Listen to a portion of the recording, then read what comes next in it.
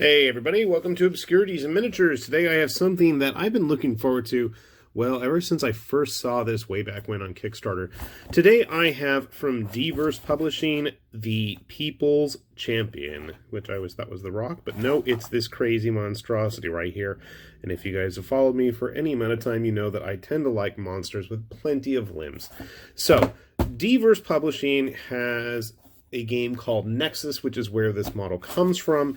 And Nexus, I guess, would be the tabletop equivalent to the old Tongue of the Fatman game, if you really want to date yourself or date me in terms of obscure references. Anyway, it's a gladiatorial combat game with crazy aliens and monsters. And I'll show you just what I'm talking about in a second. I'm guessing that these are both bases. So you have a clear resin one and then a basic acrylic and resin. That's what I want to say. Looks about a 50 millimeter square. Yeah. Okay. I know my base sizes. But more importantly than the base, let's take a look at the model. And I gotta say, this was really packed nice and securely. This was in a bubble wrap package. Everything came nice and neat. So kudos to that D-Verse, guys. And here is our People's Champion. Ooh, ah. First things first, he's big.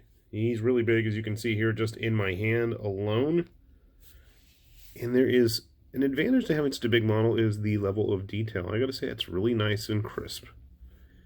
And a face, only a mother or somebody fond of hideous mutants of superheroic size and strength, if I remember the saying correctly. I was gonna love this guy. And honestly, that's like right up my alley. So you'll notice he has 4 arms, because why only have 2? I'm not sure which is the top and bottom, but we'll figure that out soon enough. And then he's got a set of nice big spines that are going to go right across the top of his back here. I'm going to have to double check to see which goes where. I'm going to assume that the larger ones are on the inside and then the smaller ones are on the outside, because that makes the most sense. But I could be wrong. So I'm going to go double check the D-Verse website. And if you're curious about Nexus, I suggest that you check out the site as well, because not only do they have all the rules available for free, but they have a lot of the original STL files as well. So if you've got a 3D printer, you literally could print up the entire arena, all the traps, all of the details, all the 3D bits, and you're good to go. But you're not going to get as cool models as this, unfortunately. He is only available, at least at the moment, on the website. So give me a sec, we're going to put him together. So we have the People's Champion all finished up here, and I gotta say, I like it.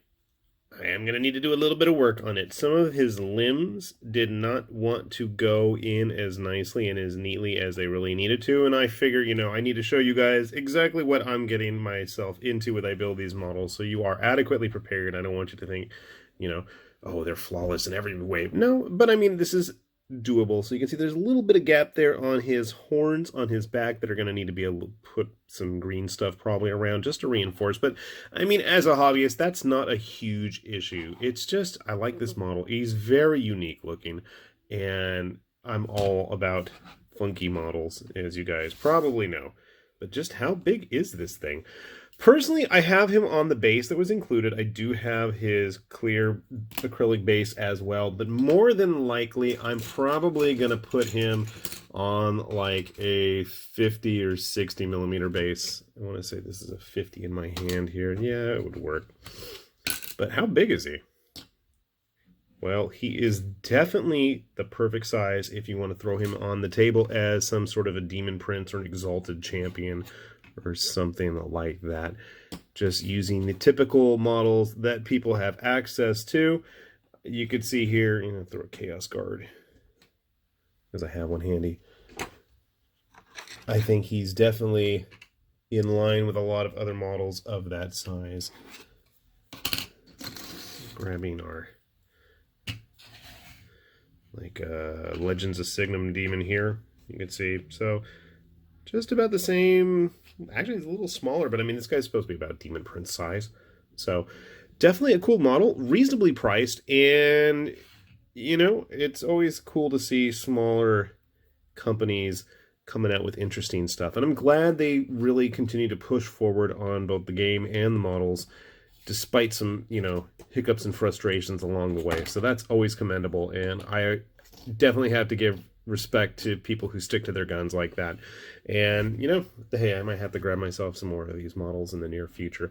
I'll put a link down below if you're curious. Do take a look. You can check out the game. It's free. And if you have a printer, you can print out almost as much stuff as you wish. And you can have it all set up right there.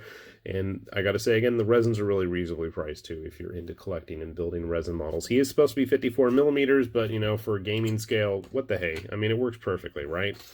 It'd be a great, crazy demon prince or some kind of monster in whatever game you're playing. So definitely do take a look there. With that said, this is High Lord Tamberlane with Obscurities and Miniatures, saying thanks for watching, and we'll see you back here soon. Bye-bye.